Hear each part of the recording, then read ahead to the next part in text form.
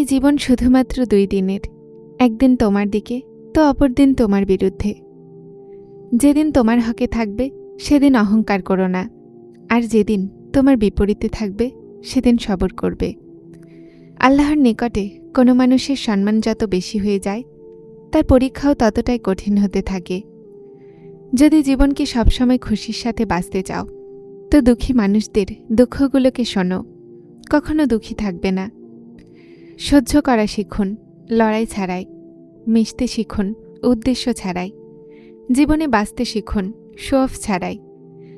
তারাই মূল্যবান হয় যারা হতাশায় সান্ত্বনা দেয়। বিশ্বাসের একটা ডোর ছিঁড়ে গেলে আল্লাহ জলদি আরেকটা জুড়ে দেন। আমরা ক্লান্ত হয়ে হেরে যাই, তো তিনি বেঁচে থাকার আর একটা আশা দিয়েই দেন। উনি সবসময় আমাদের সাথে থাকেন, পরীক্ষার মধ্যেও আর পরীক্ষার পরেও। আল্লাহ তাআলার কাছে এভাবে দোয়া করুন, হে আমার প্রিয় আল্লাহ, যখন আমি হেরে গিয়ে হতাশ হয়ে যাব, তো আমাকে আশা রাখার তৌফিক দিন। আমার মনের জখমের ওপরে প্রতিষেধক দিন। আমাকে কখনো ভেঙে পড়তে দিয়েন না। আমাকে অটুট থাকার তৌফিক দিন। যারা আমার সবর পরীক্ষা করছে, তাদের সামনে আমাকে হারতে দিয়েন না। আমার রব, আমাকে সবসময় আগলে রাখুন। কিসের চিন্তা, কিসের হতাশা, কিসের ভয়? আল্লাহর ইচ্ছাতে আমাদের জন্য ভালোই আছে।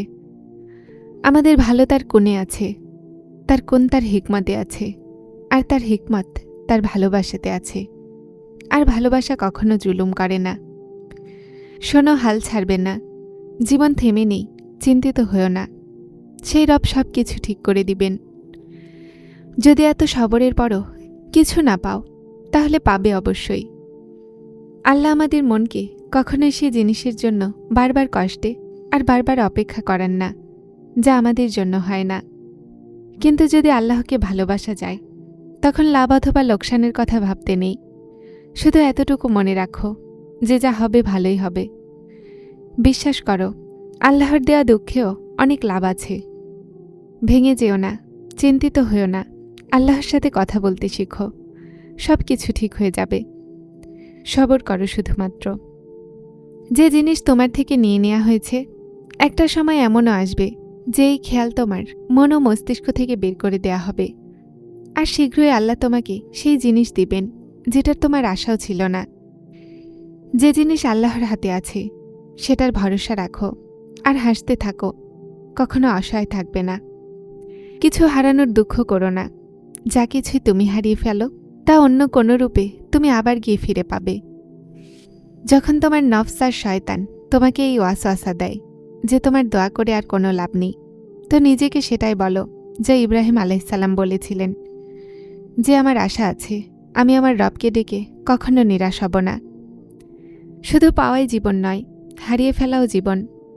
আর এই কথায় কোনো অস্তিত্ব নেই যে যদি আপনি কিছু হারিয়ে ফেলেন তো আপনি নিঃস্ব হয়ে গেছেন। আমাদেরকে বাস্তবে নিজেকে জীবিত করার জন্য নিজের ভিতরে আল্লাহ পাকের অনুভূতিকে জীবন্ত রাখতে হবে, যে আমি আল্লাহ তাআলার সৃষ্টি আর তিনি আমার সাথেই আছেন। কখনো কখনো মানুষ খুব হতাশ হয়ে যায়। এমন মনে হয় যে সব কিছু শেষ হয়ে গেছে, জীবনের সাথে জড়িত সব খুশি দূর হয়ে গেছে। কিন্তু তারপর আল্লাহ এমন রাস্তা বের করে দেয় যে মানুষ অবাক হয়ে যায়।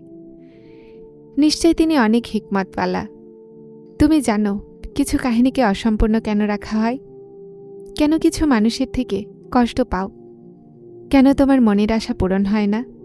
কেন তোমার মনে একটা ফাঁকা জায়গা রাখা হয়? শুধু এজন্য যে আল্লাহ তোমাকে নিজের সাথে মেলাতে চান, তোমাকে তার নিকটবর্তী করতে চান, আর তোমাকে দুনিয়ার বাস্তবতা যেন দেখাতে পারেন। উনি এতটাই উত্তম দেন যে অন্তর আপনা আপনি প্রশান্ত হয়ে যায়। আর তারপর তুমি আর কখনোই কোনো অভিযোগ করো না। তোমার চাওয়া কিছু দোয়াগুলো নিজের কাছে সামলে রাখেন, যেন উত্তম সময়ে তোমাকে দিতে পারেন। সবাই বলে যে আল্লাহ দুঃখ তাদেরকেই দেন যাদেরকে তিনি ভালোবাসেন।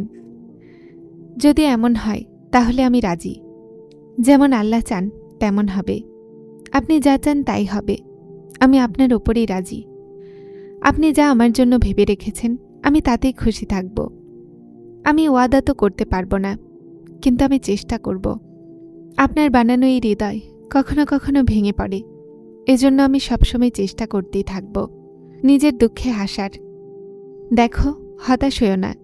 যে বেশি ভাবে সে শুধুমাত্রই হতাশ হয়ে যায়। আর শয়তান অনেক খুশি হয় আর উস্কানি দেয়। আর তারপর তো তুমি জানো, হতাশা তো আল্লাহ পছন্দ করেন না। এটা গুনাহ, আর গুনাহ আমাদেরকে আল্লাহর থেকে দূরে করে দেয়। আর শয়তান তো এটাই চায় যেন বান্দা তার রবের নিকটে না যায়।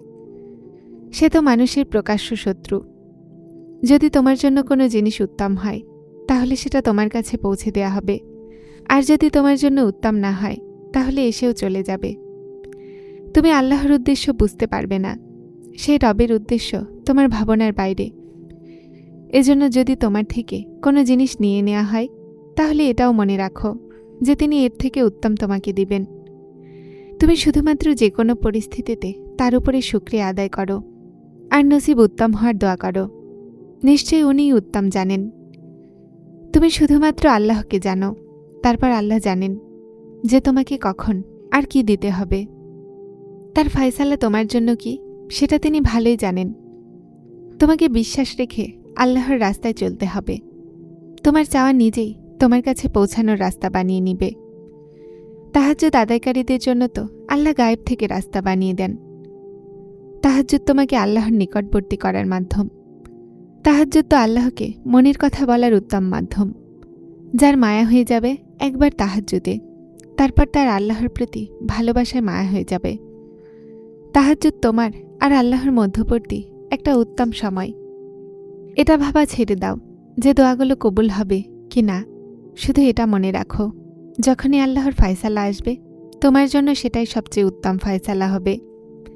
তোমার তাহাজ্জুদের দোয়াগুলো আল্লাহর কাছে পৌঁছে গেছে। এখন তোমাকে তোমার সবরের হাত ধরে রাখতে হবে যে এখন যা হবে মজিজাই হবে। যদি দোয়া কবুল করতে না চাইতেন, তাহলে আল্লাহ কখনোই বলতেন না, চাও আমার কাছে, আমি দিব।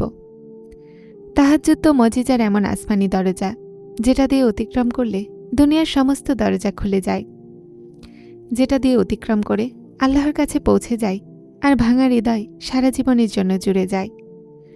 তুমি দোয়ার কবুল হতে বিশ্বাস রাখো না, না হলে কত কি না হয় তাহাজ্জুদের দোয়ার মাধ্যমে। এমনি তো তুমি পাওনি তাহাজ্জুদের সিজদা। কিছু তো অসম্ভব আছে যা তোমার জন্য সম্ভব হতে চলেছে। যারা চ্যানেলটিতে নতুন এসেছেন, তারা হেদায়েত চ্যানেলটিকে সাবস্ক্রাইব করে আমার সাথে থাকুন এবং অবশ্যই ভিডিওগুলোকে লাইক শেয়ার করবেন। আসসালামু আলাইকুম।